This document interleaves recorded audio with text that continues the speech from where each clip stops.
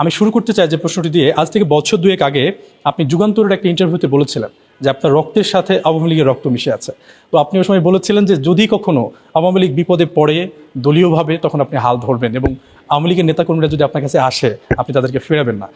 এই 2 বছর পর যখন আওয়ামী লীগ কার্যত নিষিদ্ধ, আপনার অবস্থানটা একটু জানতে চাই। আমি মনে করেছিলাম যে আমার বাবা মার যে দেশপ্রেম ছিল বাংলাদেশের মানুষের জন্য, তারা, আমি নিজে চোখে নিজের অভিজ্ঞতা থেকে আমি যেটা উপলব্ধি করেছি, আন্তরিকভাবে অন্তর থেকে তারা বাংলাদেশকে ভালোবাসতো। সো তাদেরই সন্তান হিসাবে আমি মনে করেছিলাম এটাও আমার একটা দায়িত্ব। সেই দায়িত্ববোধ থেকে আমি আমার 28 বছর বয়সে আমি আমেরিকা থেকে ফেরত চলে আসি। আমি এক বড় স্বপ্ন নিয়ে এসেছিলাম যে হয়তো বাংলাদেশে পরিবর্তনের একটা অংশ হতে পারবো, সুন্দর রাজনীতির।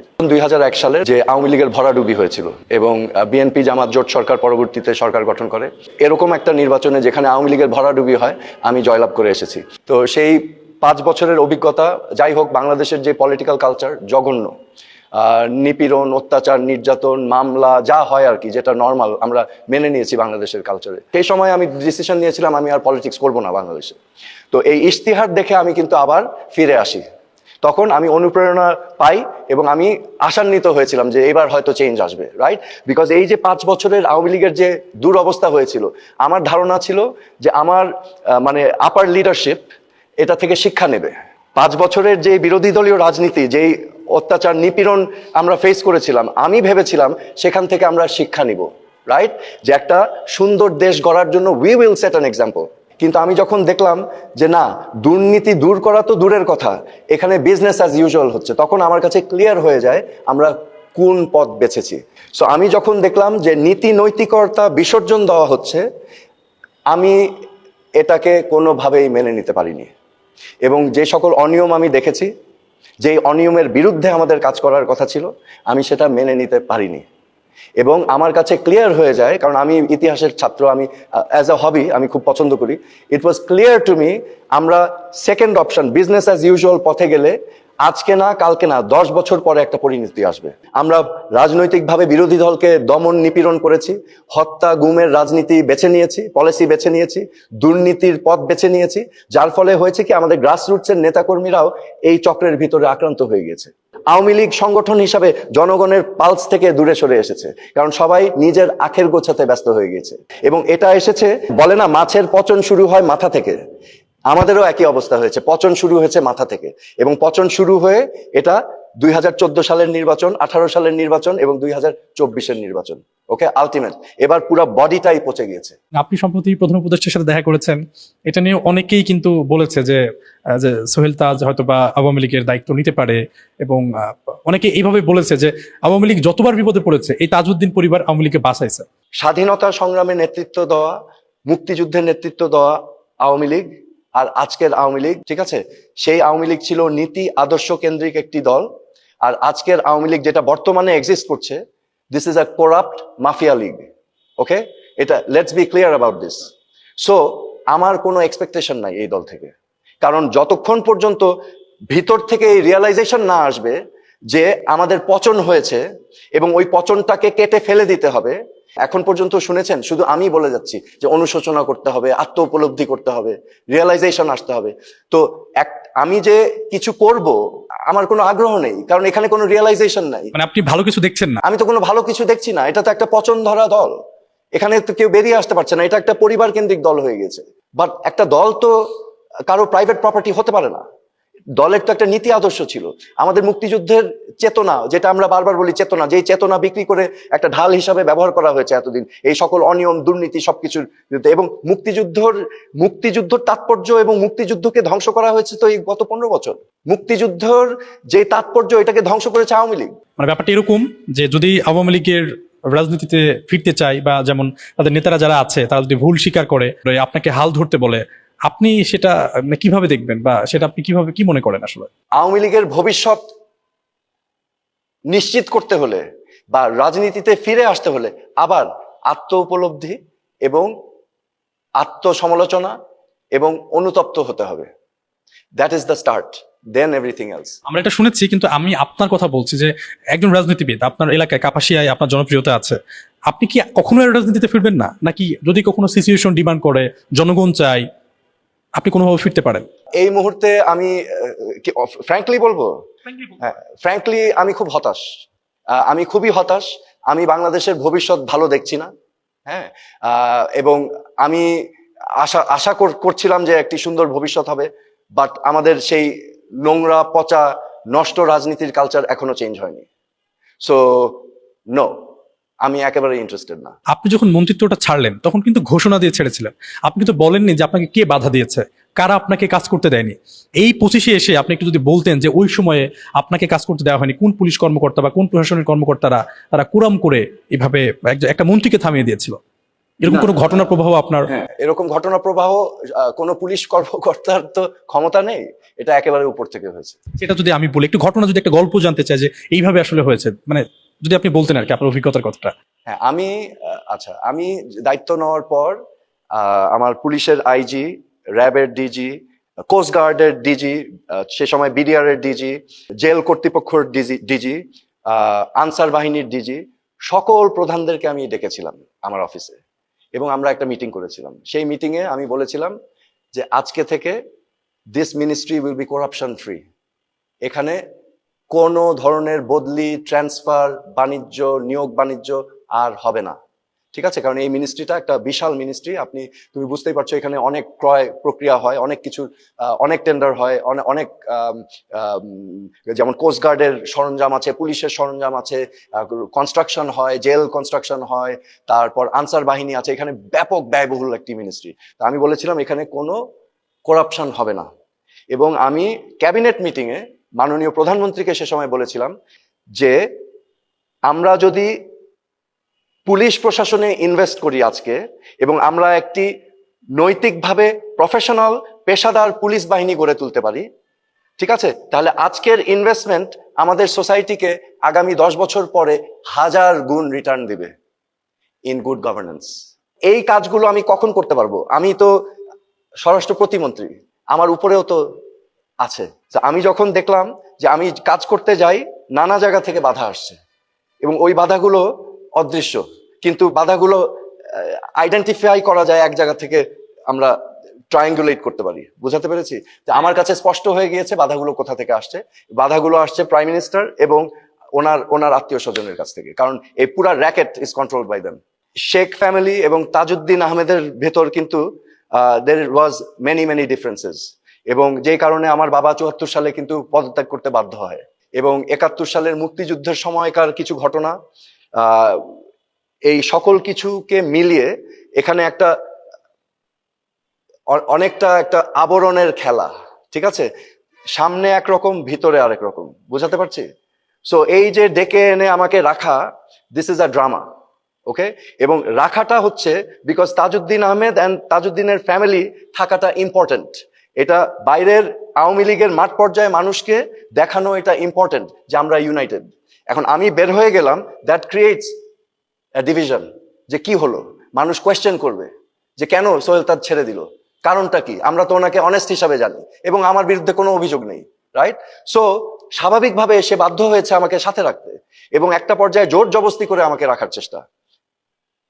এবং এটা নিয়ে আমি আগেও বলেছি, আর বলতে চাই না, গানও গাওয়া হয়েছে আর কি টেলিফোনে। আমরা পরবর্তী প্রশ্ন, সেটা হচ্ছে যে নির্বাচন হয়তোবা প্রধান উপদেষ্টা ঘোষণা দিয়েছে ডিসেম্বরের মধ্যে নির্বাচনের সব প্রস্তুতি বা প্রক্রিয়া যেগুলো আছে সম্পূর্ণ করতে।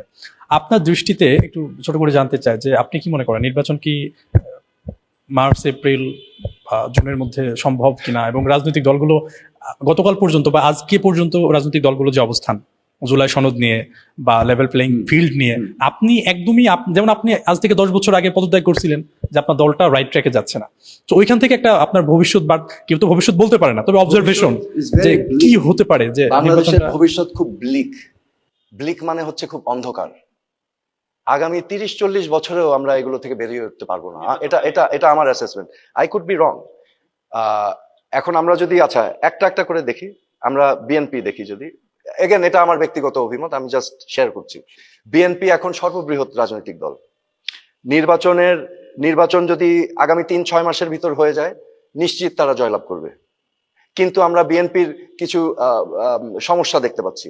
মাঠ পর্যায়ের নেতাকর্মীদেরকে কন্ট্রোল করতে তাদের একটু বেগ পেতে হচ্ছে, রাইট?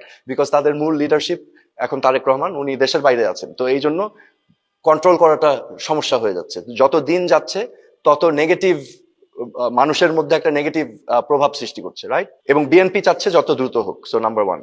নাম্বার 2, এখানে আছেন এনসিপি, একেবারে নতুন, এখনো নিবন্ধন হয়নি। এনসিপি হচ্ছে এমন একটি রাজনৈতিক দল যারা চেষ্টা করছে মাঠ পর্যায়ে গ্রাসরুটসে অর্গানাইজ হতে, রাইট? সো তাদের ইন্টারেস্ট হবে নির্বাচনটা যত ডিলে হয়। এটা নর্মাল, এটা আমরা যদি অ্যানালিসিস করি, তাই না? এখানে আমার আবার একটা কথা আছে, NCP young students, that's fine, তারা রাজনৈতিক দল করেছে। আমি আশা করেছিলাম গণ অভ্যুত্থানের পর এই ছাত্র গোষ্ঠী একটি প্রেশার গ্রুপ হিসাবে থাকবে। আমি মনে করি যে এখানে কিছু মিস্টেক হয়েছে, সরকারে যাওয়া এবং রাজনৈতিক দল গঠন করা। হ্যাঁ, কারণ আমরা বাংলাদেশের মানুষ, এই যে যারা নেমেছিল রাস্তাঘাটে, আমি জানি আওয়ামী লীগের পরিবারেরও অনেকে নেমেছে। হ্যাঁ, প্রাইভেট ইউনিভার্সিটির ছেলেমেয়েরা প্রাণ দিয়েছে, রাইট? গার্মেন্টস ওয়ার্কার, শ্রমিকরা প্রাণ দিয়েছে। সবার একটা আকাঙ্ক্ষা ছিল একটা দুর্নীতিমুক্ত দেশ, অনিয়ম মুক্ত দেশ।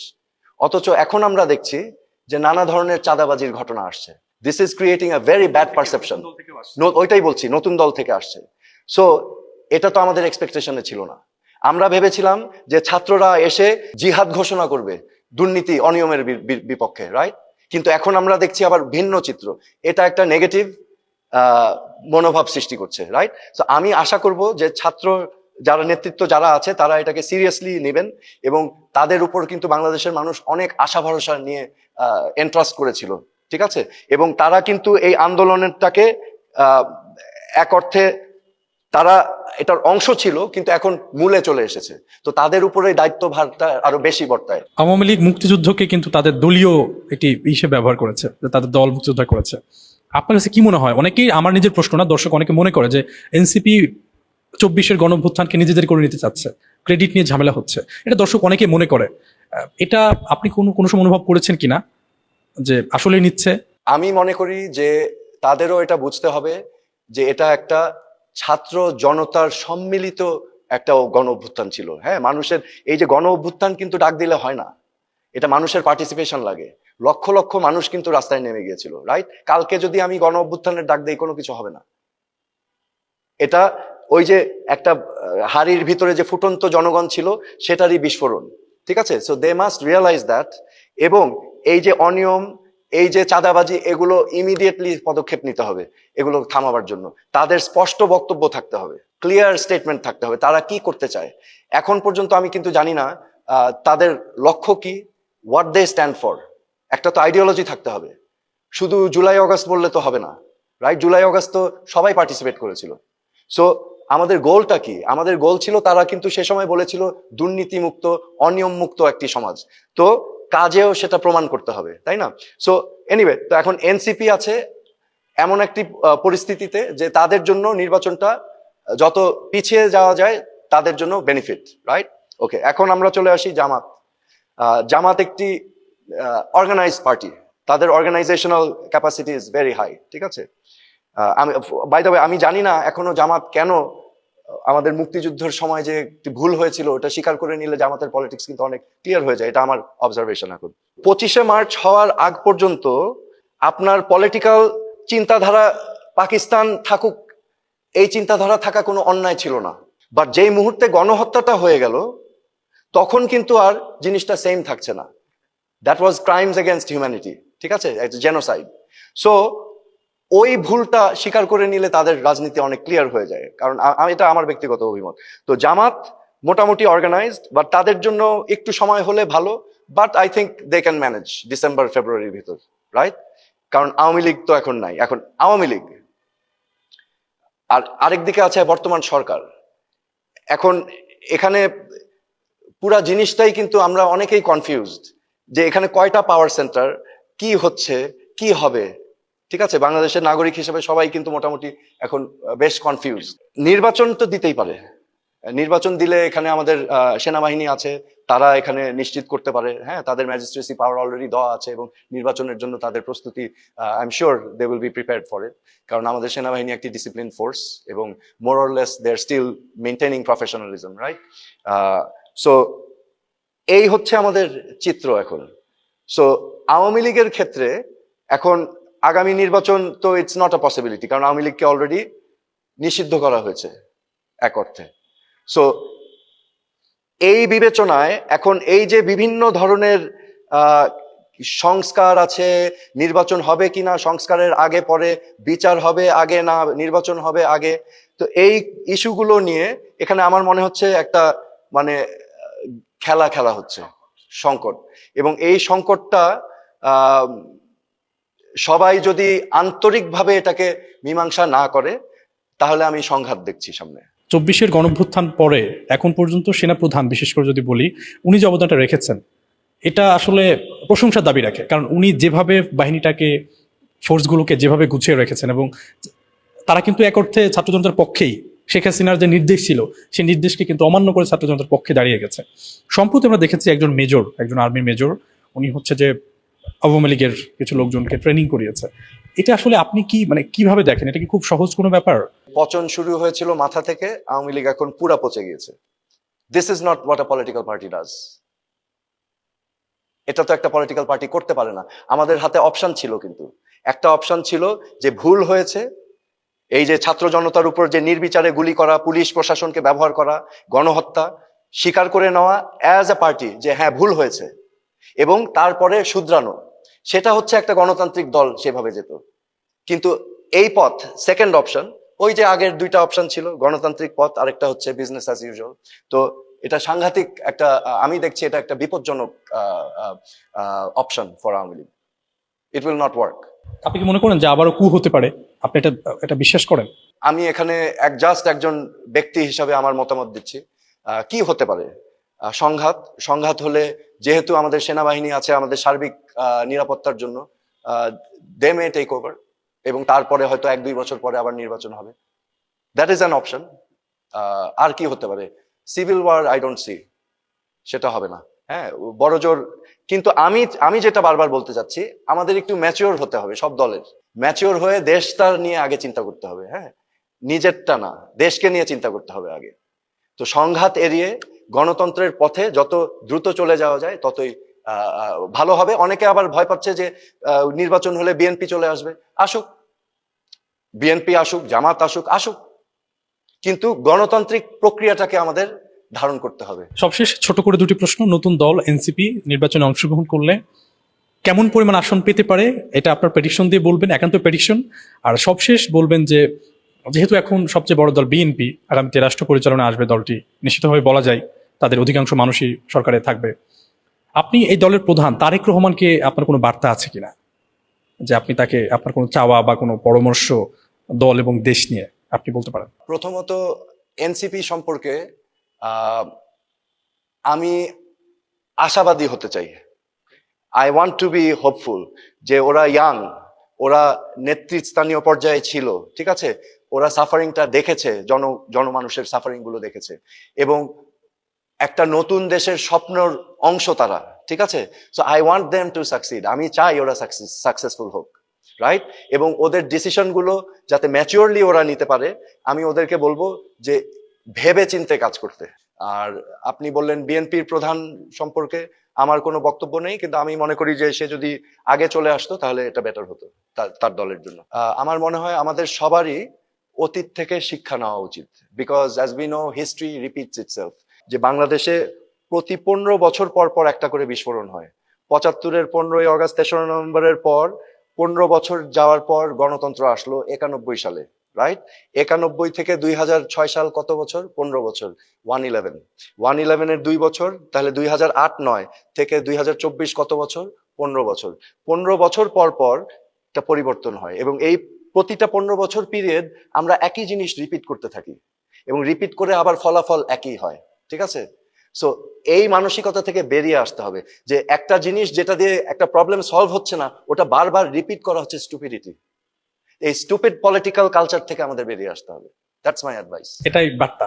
বার্তা। ওকে দর্শক, আমরা কথা বলছিলাম বাংলাদেশের প্রথম প্রধানমন্ত্রী জনাব তাজউদ্দিন আহমেদের উত্তরসূরি, বাংলাদেশের সাবেক স্বরাষ্ট্র প্রতিমন্ত্রী জনাব সোহেল তাজের সাথে। আগামীতে আবারও কোনো নতুন অতিথি নিয়ে আপনাদের সাথে হাজির হয়ে যাব। আজ এখানেই, আল্লাহ হাফেজ।